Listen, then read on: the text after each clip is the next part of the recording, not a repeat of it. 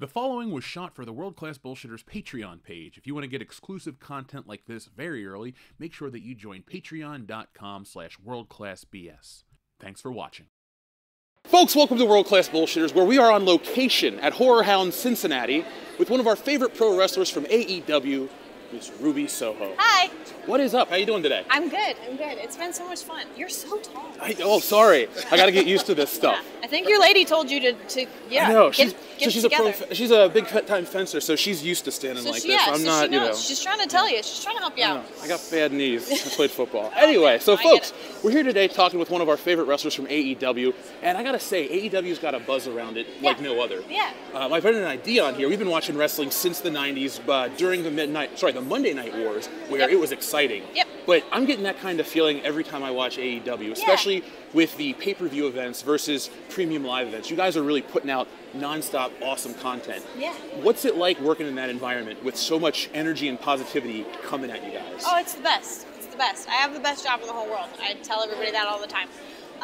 Honestly, I think, it really does start with Tony Khan, and it just trickles down to the rest of the locker room, that excitement that he exudes every single show, whether it be a Dynamite, a Rampage, or a pay-per-view. He's always that next level excitement, and I think it translates to the rest of us who want to put on the best possible show we possibly can. We've got incredible talent coming in and out of the locker room, and I'm just really excited to be a part of it. It really shows, because we've had the opportunity to see it live, and it just feels different in person. And as somebody who's been to a bunch of WWE shows, it gets tiresome. AEW puts on just non-stop excitement. I mean, my girlfriend had never been to a wrestling show before. I'm like, look, it's normally not like this, where they start off from bell to bell, just non-stop action. So it's exciting. And I think too, we involve our fans, as much as we humanly possibly can, because they're just as much of our show, a part of our show as we are. So I think that translates to how amazing our crowds always are, is because they are just as big of a part of the show as we are, and we're so grateful for them, time in and time out. And it's just pretty much like a really, really big indie show, and I love it. It's awesome. I love it too. I'm seeing stuff from you guys, specifically you too, because I've been watching for a long time, that you're not getting anywhere else, and it's just exciting to be a fan again. Yeah, pro wrestling's cool. I like it. It's awesome. And it's someone that was a part of All Out, especially at the end of 2021. Everyone was super excited, and then your appearance was crazy. Oh yeah. I lost my shit, for lack of a better phrase. Yeah. Kind of go through what that was like for you, especially you've had a pretty storied career so far. Yeah. What did you feel going into that? It was intense. I was really unsure about how I would be received at that moment. I was really nervous. It was a huge moment for me, and I wasn't sure if people would be excited to see me and for me to be the Joker. And they started chanting my name before the actual Joker card got pulled. And then when that happened, Tony Khan's behind the screen going, "Let's go!" as loud as he possibly can. So that was awesome. And then the response that I got from, I have a very special place in my heart for Chicago. It was a lot of my bigger matches happened there. And so for the reception I got, the look on my face was absolutely genuine, because I was just so excited, and I felt like I was home. I felt like I was exactly where I needed to be at that time. So it was beautiful. It was one of my favorite moments in my career. What's the locker room like? Who do you like to pal around with? Probably you wouldn't know this based off of how we talk to each other, but one of my best friends is Eddie Kingston. I love him to death. He drives me absolutely insane. But yeah, him and Ethan Page. I've known a lot of these guys, for a long time. Orange Cassidy and Chuck Taylor. I've worked on the indies with them before. I love Chris Statlander to death. She's great. Yeah, she's the best, right?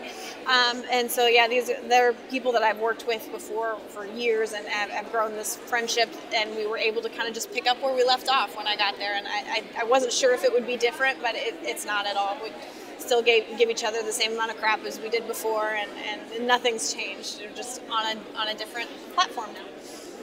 So you guys keep growing. What would you like to see next for AEW? Honestly, it's hard to say that, because I feel like every time I think it, something else happens. It's very, very cool to see, as far as the women's division, for us to have the TBS title. You know, as well as we've had, you know, women main eventing. You know, I actually got to be a part of that, which was really cool. Different episodes of Dynamite and stuff. So I definitely kind of want to see. I want to get through a full year and see exactly what a full year is. I can't wait to, you know, see Double or Nothing, because I know that's, you know, one of our biggest shows of the year. So I'm excited to see exactly what the feeling is of that caliber of a show.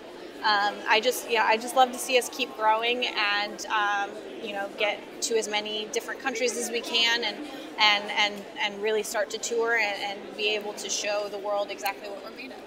Personally, I want you to be Jade Cargo.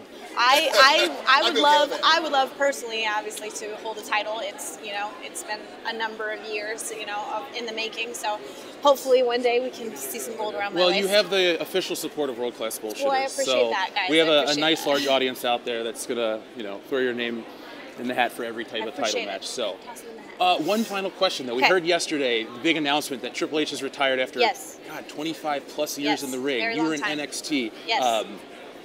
What were your thoughts? Were you surprised when you heard about the news? Yeah, I mean, I'm definitely surprised, but I'm a very firm believer with everybody across any brand or anything like that. It's whatever is best for you and for your family, no matter where you're at or what you're doing. So if it is what he feels is best, I do truly believe then that's what's best for him. I know he's done so much for our industry, as well as supported, you know, myself, and along with, you know, some of your favorites, everybody's favorites. He did an amazing thing for NXT, and I was very lucky to have been a part of it. So I know that in ring competition he will be missed, but I do know that he's probably far from done with his influence in professional wrestling. So I'm sure he'll go on to, you know, really create some amazing moments, even if it's just behind the scenes. Awesome. Well, folks, this has been a great interview with our friend Ruby Soho here at Horror Hound Cincinnati. Make sure you guys follow us all over social media. Where can we find you on social media? At Real Ruby Soho on Instagram and on Twitter. And I'm also on Twitch sometimes, but I'm bad at it. 1, 2, my internet sucks because I live in the middle of nowhere. Find me on Twitch if I'm there.